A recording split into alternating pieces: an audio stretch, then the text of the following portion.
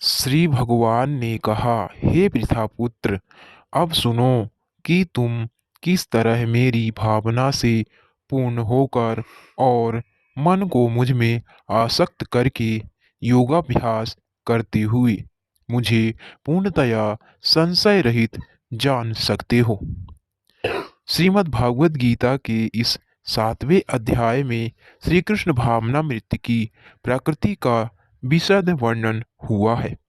श्री कृष्ण समस्त ऐश्वर्यों से पूर्ण हैं और वे इन्हें किस प्रकार प्रकट करते हैं, इसका वर्णन इसमें हुआ है।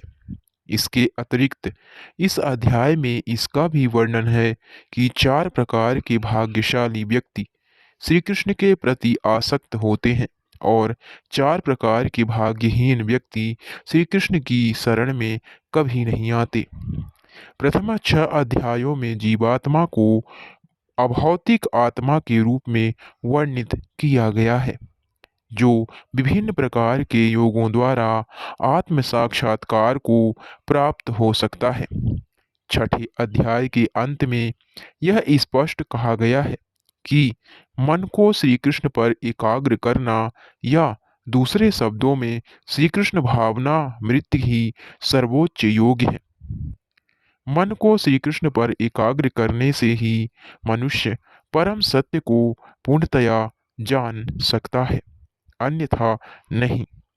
निर्विशेष ब्रह्मा ज्योति या अंतर्यामी परमात्मा की अनुभूति परम सत्य का पूर्ण ज्ञान नहीं है, क्योंकि यह आंशिक होती है। श्री कृष्ण ही पूर्ण तथा वैज्ञानिक ज्ञान है और श्री कृष्ण भावनामृत में ही मनुष्य को सारी अनुभूति होती है। पूर्ण श्री कृष्ण भावनामृत में मनुष्य जान पाता है कि श्री कृष्ण ही निस्संदेह परम ज्ञान है। विभिन्न प्रकार के योग तो श्री कृष्ण भावनामृत के मार्ग के सोपान सदृश हैं। जो व्यक्ति श्री कृष्ण भावनामृत ग्रहण करता है, वह स्वतः ब्रह्मा ज्योति तथा परमात्मा के विषय में पूरी तरह जान लेता है। श्री कृष्ण भावनामृत योग का अभ्यास करके मनुष्य सभी वस्तुओं को यथा परम सत्य, जीवात्माएं, प्रकृति तथा साज सामग्री समेत उनके प्राकट्य को पूरी तरह जान सकता है। अतः मनुष्य को चाहिए कि 6ठे अध्याय के अंतिम श्लोक के अनुसार योग का अभ्यास करे। परमेश्वर श्री कृष्ण पर ध्यान की ता को नवधा भक्ति के द्वारा संभव बनाया जाता है, जिसमें श्रवण अग्रणी एवं सबसे महत्वपूर्ण है। अतः भगवान अर्जुन से कहते हैं, तीक्ष्णों अर्थात मुझसे सुनो, श्री कृष्ण से बढ़कर कोई प्रमाण नहीं है। अतः उनसे सुनने का जिसे सौभाग्य प्राप्त होता है, वह पूर्णतः श्री कृष्ण भावना भावित हो जाता है। अतः मनुष्य को या तो साक्षात श्री कृष्ण से या श्री कृष्ण के शुभ भक्त से सीखना चाहिए, ना कि अपनी शिक्षा का अभिमान करने वाले अभक्त से। परम सत्य श्री भगवान श्री कृष्ण को जानने की विधि का वर्णन श्रीमद् भागवत के प्रथम स्कंद के 2य अध्याय में इस प्रकार हुआ है।